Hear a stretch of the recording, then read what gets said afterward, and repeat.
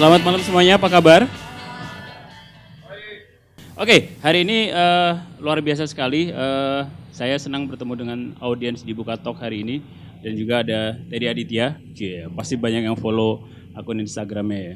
Dan juga teman lama saya Raden Maulana yang selama ini sudah banyak melakukan campaign dengan banyak melakukan aktivitas yang mendukung musik Indonesia lewat kolase. Tepuk tangan buat mereka. Terima kasih.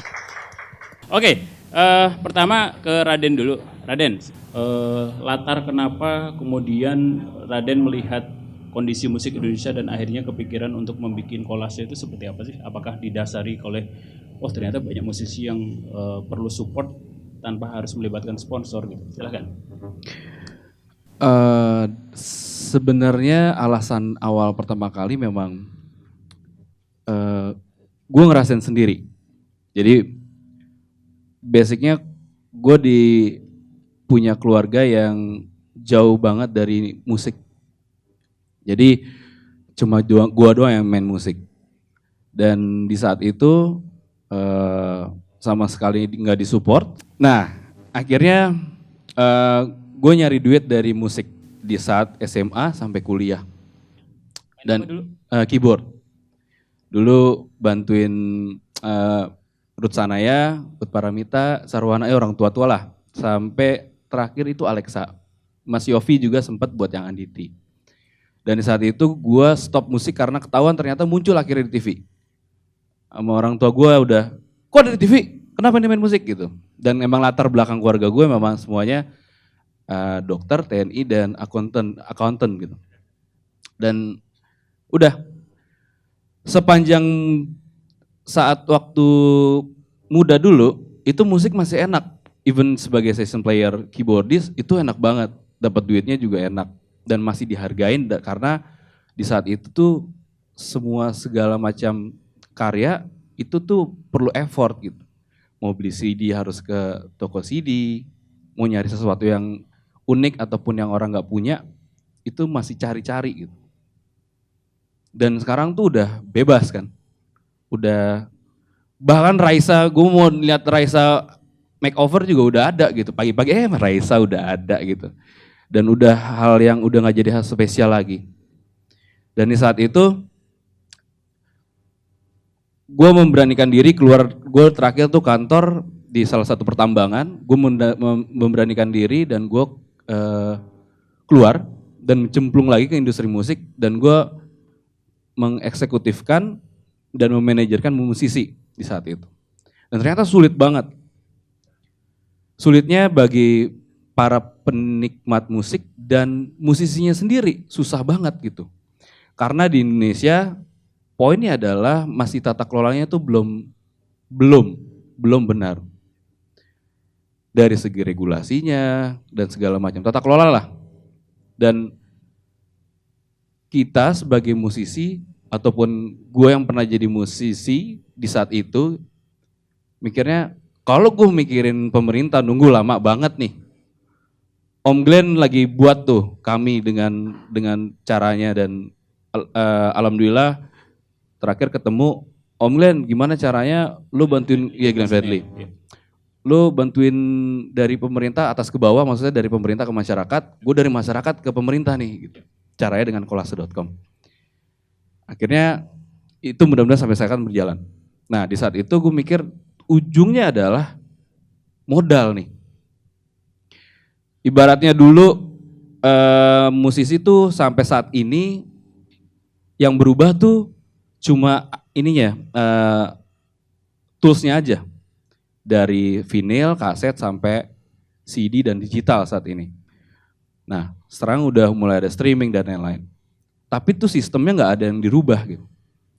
Sistemnya adalah orang tuh produksi dulu, apapun diproduksi dengan modal dulu, habis itu baru dijual. Laku nggak ada yang pernah tahu. Ibaratnya warteg nih, warteg kayak label, even label gitu. Kita udah tahu nih, makanan yang paling enak tuh ada tempe orek, itu ibaratnya ada Noah misalnya. Terus ada Noah tempe orek ya? Iya. Karena paling laku itu Om, ya kan? Nah. Kalau Naf apa? Kikil. Itu kikil. Armada? Armada, ya usus. Kalau padi, bawain tem Padi sambal nasi. Nah, ya udah nasi. Nah, itu selalu kayak gitu dan kita taunya makanan nih enak aja dan selalu makan itu aja, sisanya dia apain? Buang. Sama kayak tanya nih, Om Teddy nih, satu album keluarin single paling berapa sih? 3, sisanya? Oh 5, oke. Sisa buang. Di warteg juga kayak gitu, laku nggak laku, siang angetin, sore sisanya besok buang. Musik selalu digituin, mubazir, tapi dalam agama pun juga nggak boleh namanya mubazir. Dan kita akhirnya gimana caranya nikmatin musik tuh udah harus dinikmatin, nggak harus kayak warteg lagi. Ada yang sini pernah makan Solaria belum? Udah ya. Bami Jam. Nah, coba ceritain. Bami Jam tuh kalau pesen tuh gimana sih? Kita pesen, terus bayar, baru dimasak kan? Baru nikmatin kan? Habis itu kenyang baru. Nah, itu yang akhirnya, konsep itu yang akhirnya gue pakai untuk kolase.com. Dan akhirnya mudah-mudahan yang nikmatin ya, pun juga feel as a part of history-nya ada lagi gitu. Oh nih, gue nge-support Teddy pada saat kemarin showcase, ini Bang Teddy bikin ini nih karena gue nih, dari lightingnya, gue nonton itu di interview di Hai ya. Lightingnya, stage-nya, semua apapun yang dibayar adalah dari patungan gitu. Nah itu yang kurang lebihnya kayak gitu sih Mas Adib. Kalau inspirasi sebenarnya kalau kayak di luar kan juga banyak tuh kejadiannya gitu. Apakah ada inspirasi paling besar yang membuat lu selain itu tadi ya, dari dunia luar sendiri yang ini nih salah satu inspirasi yang membuat lu bikin kolase gitu. Kalau dulu band 90-an, band angkatnya Mas Budi kali ada namanya Marillion, band progresif gitu, keluarin album tapi dia nggak bisa tour karena nggak ada sponsor, nggak ada promotor yang merespon dia gitu. Tapi akhirnya fansnya patungan supaya band ini bisa tour ke Amerika. Nah ada trigger kayak gitu nggak sih akhirnya buat Raden sendiri yang menginspirasi, kalau di luar ada case seperti ini gitu? Yang menginspirasi sebenarnya dulu sebelum ngoprak-ngaprik ini ya, platform-platform luar ya, walaupun sekarang yang udah ada tuh kayak Kickstarter, Pledge Music, walaupun dia sebutnya crowdfunding itu ada pre-order, terus ada GoFundMe dan lain-lain lah, masih banyak lagi. Dan waktu itu pada saat sebelum nyari ada wujudkan.com. Tapi yang paling utama adalah sebenarnya crowdfunding itu tuh udah terjadi sebenarnya secara organik di Indonesia. Contoh nih, BIP tuh udah ada, ya kan? Yo Raisa, fansnya Raisa, itu tuh yang di Surabaya tuh patungan tuh. Minta sama manajemennya Raisa supaya ayo dong bikin konser di Surabaya. Akhirnya dengan data yang ada, kasih ke sponsor, jalanlah sebuah acara. Terus efek rumah kaca Pandai Besinya, itu juga kayak gitu. Inspirasi-inspirasi gitu sebenarnya yang akhirnya mengangkat gue untuk buat ini gitu. Dan akhirnya teknologi pada dasarnya bukan gue ciptaan A, B, C, D, enggak. Gue pun juga enggak ngelihat itu adalah ciptaan gue. Teknologi selalu berinovasi. Kalau negara yang belum punya teknologi itu berarti itu inovasi barunya gitu. Di saat itu baru tuh kita studi di Indonesia kira-kira bisa nggak ya? Itu 2014. Itu ada partner gue namanya Dwi Santoso, boleh tepuk tangan silakan. Jadi beliau tuh sangat ini banget mengerti tentang industri musik dan akhirnya ngobrol-ngobrol dulu sama dia nih. Dan di saat itu tuh wujudkan.com pas lagi mulai tutup. 7 hari ke depan tuh mau tutup. Dan di saat itu, dan mereka adalah kreatif crowdfunding juga sama kayak kita gitu. Tapi yang kita lihat lebih banyak kreatif ke perfilman. Sampai kita nanya, karena di situ ada Mbak Mira Lesmana, saya telepon Mbak Mira, saya tanya kenapa dan segala macam. Kita sempat 2014 kita mau jalanin, akhirnya kita pending. Pending tuh dulu, pending sampai akhirnya kita baru live itu 2018 Februari, sekitar 5 bulan yang lalu. 2017 kita baru garap tuh semuanya dari mulai platformnya dan segala developmentnya kita baru mulai 2017. Jadi yang menginspirasinya sebenarnya bukan dari teknologi yang udah berjalan, tapi kita ngeliat marketnya ini nih udah berjalan sebenarnya secara organik gitu. Nah, kalau kita bicara soal success story ya di Kolase sendiri, saya sempat lihat ada Tulus gitu, Teddy juga, terus ada 420 segala macam gitu. Boleh disebut nggak sih yang paling apa namanya, boleh diceritakan yang menurut Raden paling berhasil dengan Kolase? Artis yang membuat campaign yang akhirnya terwujud nyata gitu, konkret gitu. Silahkan. eh yang tadi disebutin salah satunya, tapi yang ikut gue deg-degan tuh Teddy nih. Gue ikut deg-degan soalnya. Karena gue ngeliatin dia cara dia berkampanye. Banyak gini, ada tipe musisi yang gengsi, ya kan. Buat bikin campaign tuh ada yang gengsi, ada yang takut nggak akan kecapai kalaupun gue udah bawel-bawel gitu. Nah ini salah satunya adalah bawel banget bikin kampanye. Dan memang harus berkampanye, emang harus bawel ya. Dan di detik minus berapa sih waktu itu ya?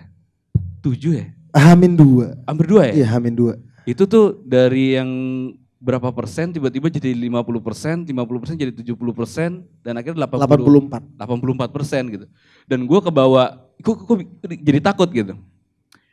Awal-awal memang mikirnya ya udah deh, kayaknya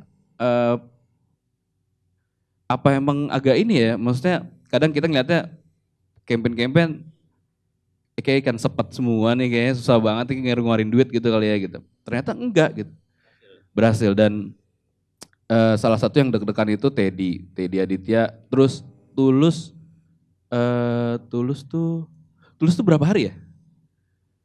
2 hari ya? Tulus 2 hari.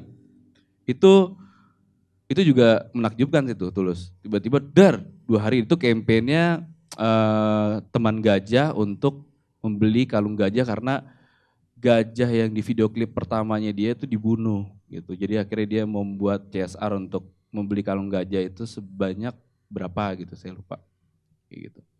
Terus sisanya ada beberapa campaigner yang gue nggak pernah denger bandnya, dan menurut gue tuh dia berhasil, namanya band Erin. Pernah denger band Erin gak sih? Nah itu juga lucu tuh. Gue gak pernah denger bandnya, bawel banget di sosial media, akhirnya berhasil. Gitu. Kalau dihitung tingkat keberhasilan itu berdasarkan apa sih? Berdasarkan targetnya tercapai atau audiens yang ikut banyak sekali gitu?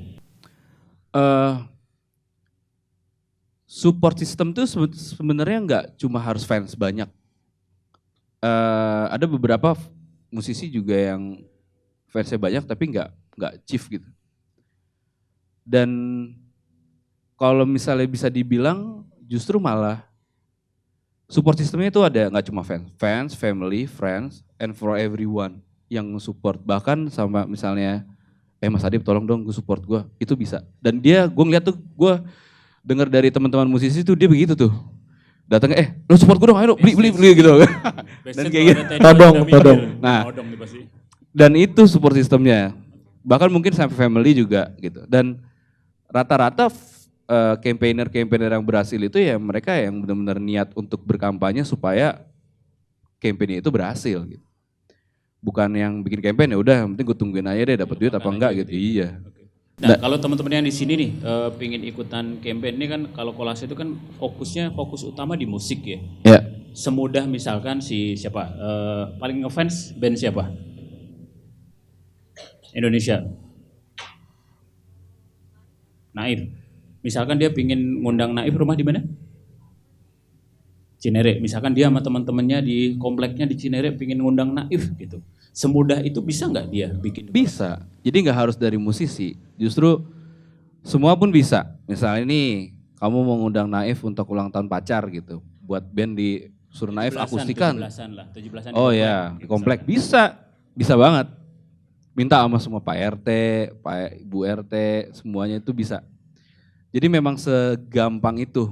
Dan yang udah tuh kayak High Friends, dia bikin.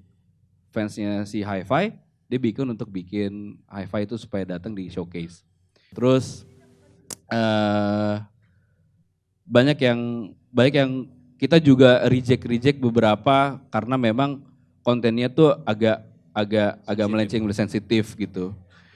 Jadi memang banyak juga bukan dari musisi justru gitu, tapi justru malah ke komunitas-komunitas, bahkan sampai fansnya sendiri, ataupun promotornya. Nah promotor yang udah pernah bikin waktu itu Berlian Entertainment untuk konsernya Padi Reborn yang di Surabaya kalau nggak salah.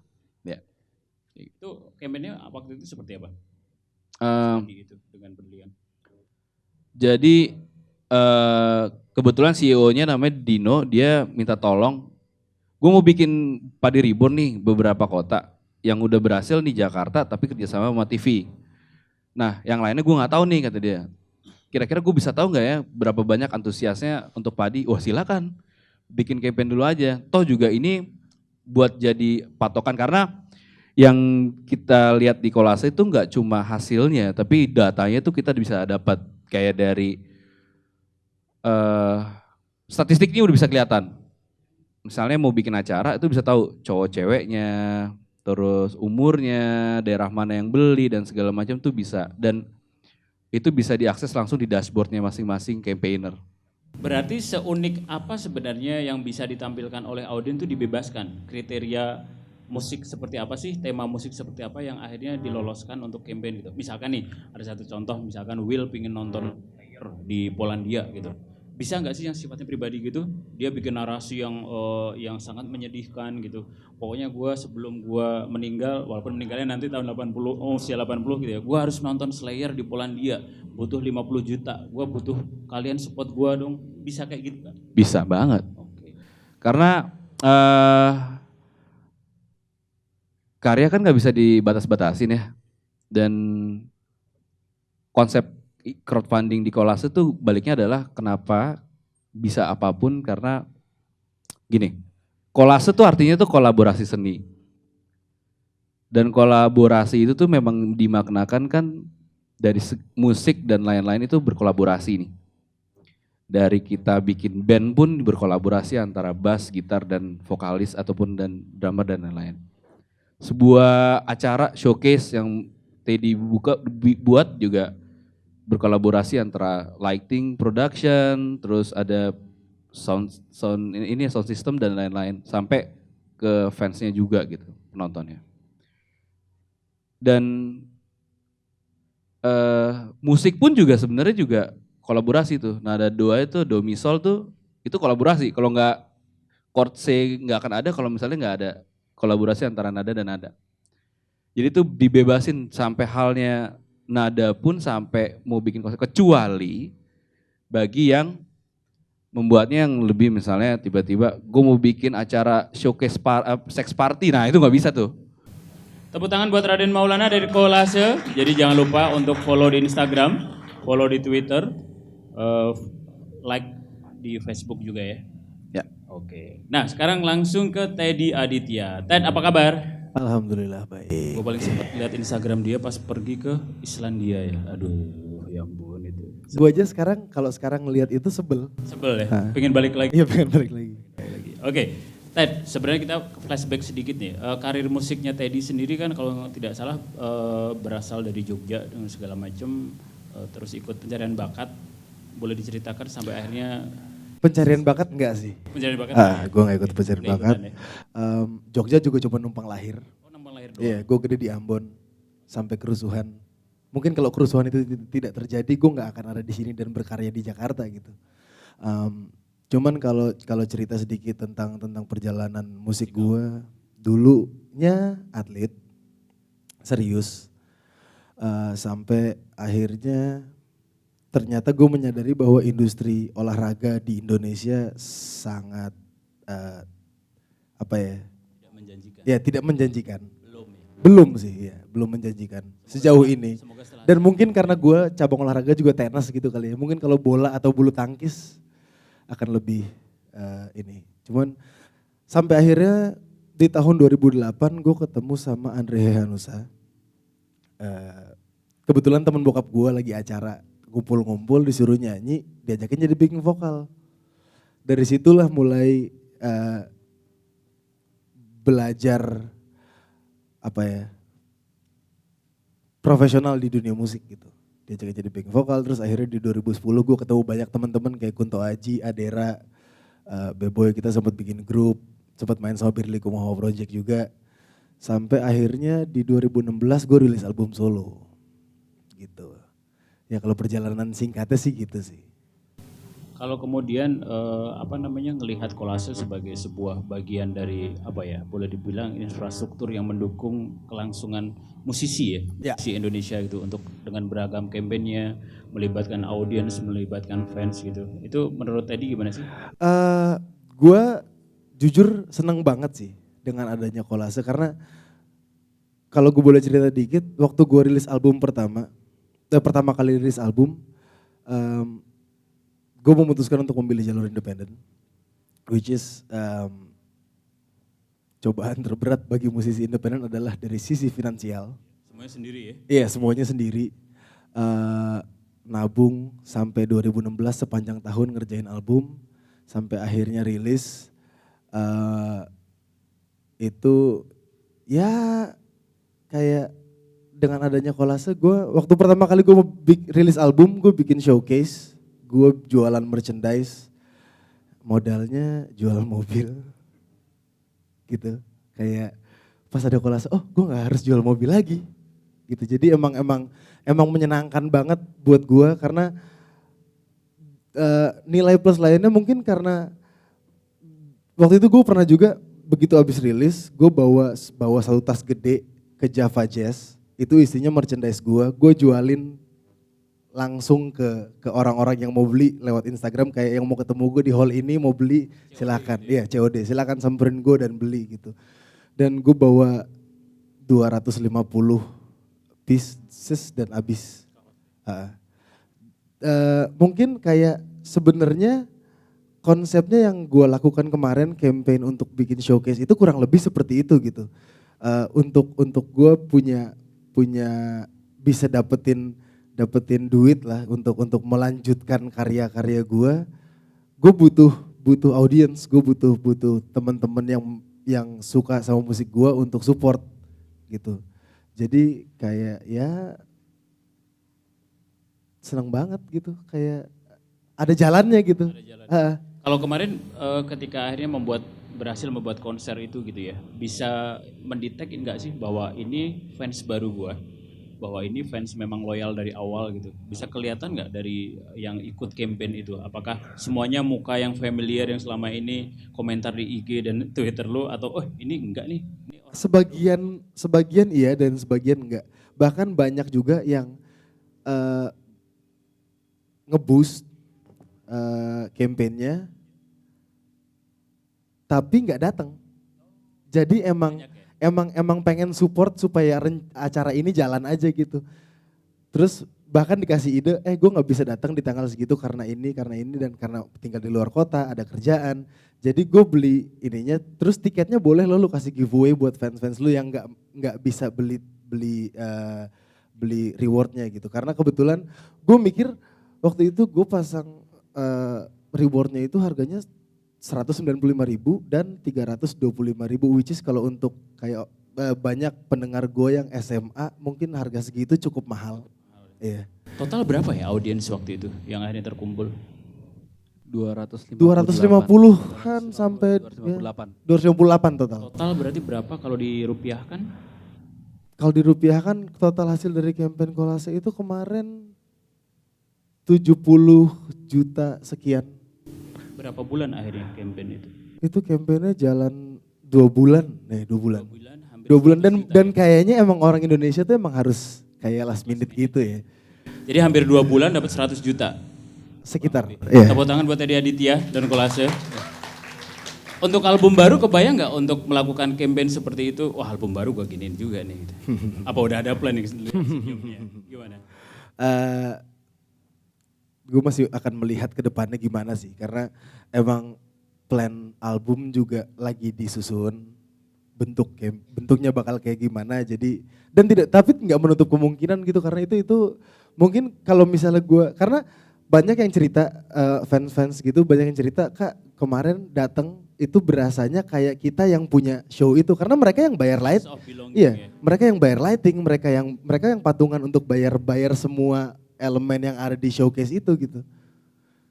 Jadi untuk album sangat memungkinkan untuk lewat ya. Oke. Tepuk tangan buat Teddy, Aditya. Ngomong-ngomong yang ada di sini pernah bikin campaign nggak di Kolase? Jangan-jangan mau share cerita gitu sebelum kita lanjutkan? Ada nggak yang pernah bikin? Tadi katanya ada band apa? Airin. Ada personilnya datang. Ada nggak? Mungkin habis ini ya pada langsung bikin ya. Oke. Ted, kalau ngomongin soal album nih, ada bocoran nggak sih bakal akan seperti apa soundnya segala macam gitu? Kok kalian ketawa sih? Berarti udah pada tahu. Ya ini muka-muka yang datang di showcase kemarin. Oke, muka showcase ya. Iya. Pendukung campaign. Pendukung campaign mereka beli loh. Oke, saya absen. Yang kemarin beli ketika Teddy bikin campaign itu siapa? Coba. Oke, 1, 2, 3, 4, 5. Oh, ada 2000. Gimana? Ada bocoran soal Gimana ya? akan ada kolaborasi dengan siapa? Akan ada kolaborasi, hopefully, rencananya. Masih dalam tahap. Sound masih seperti itu? Sedikit bergeser. Rasanya mungkin agak lebih deep kali ya. Iya, lebih deep dari album pertama. Berarti harus melibatkan Kolase di sini. Cie. Oke, tepuk tangan buat Teddy Aditya dan Raden Maulana dari Kolase. Crowdfunding dulu di Kolase, baru showcase lagi. Emang lo bikin showcase murah?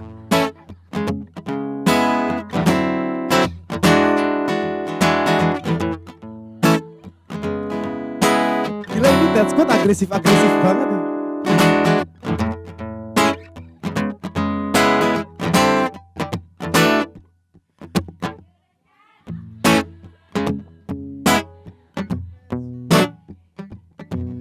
You're the kind of girl that got a diamond in your soul. The way you smile and give me a look, I see a cupid in your eyes. You make me high.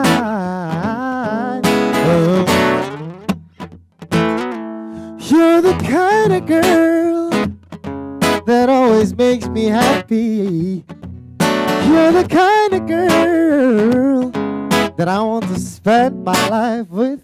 I'll treat you right, oh every night. Whatever you do will be alright. You make me say,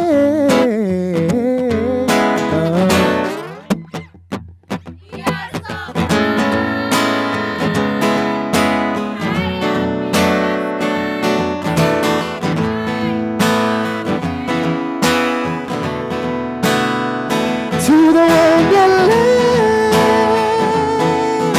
I'ma be your man.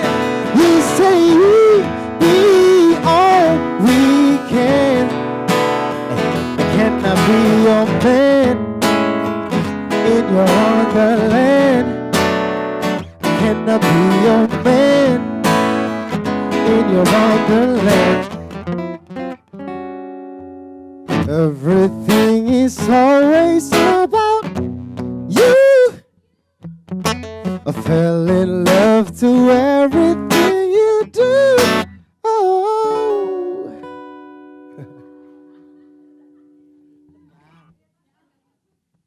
There's something in my chest, felt like a spider web. No, we don't know the butterfly, but as sweet as a buttersky. Hey, you're so far, high up in the sky. Take me far away with you, hey, to the wonderland. I'ma be your man. You say we be all we can. You're so far, high up in the sky. Take me, you gotta take me fly. You gotta take me fly away with you, baby, to the wonderland.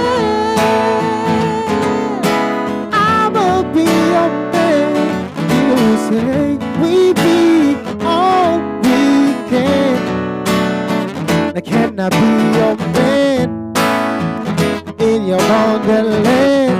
Hey, can I be your man your wonderland. Na, na, na, na, na. Can I be your man in your wonderland? Ooh.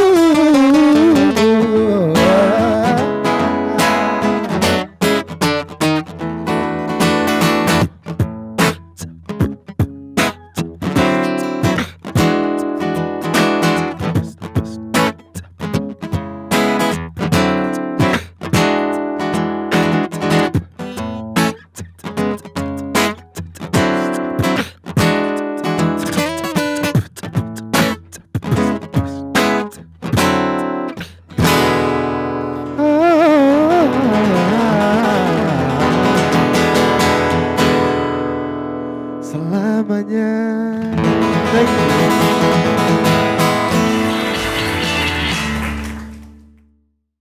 Buka aja, buka lapak.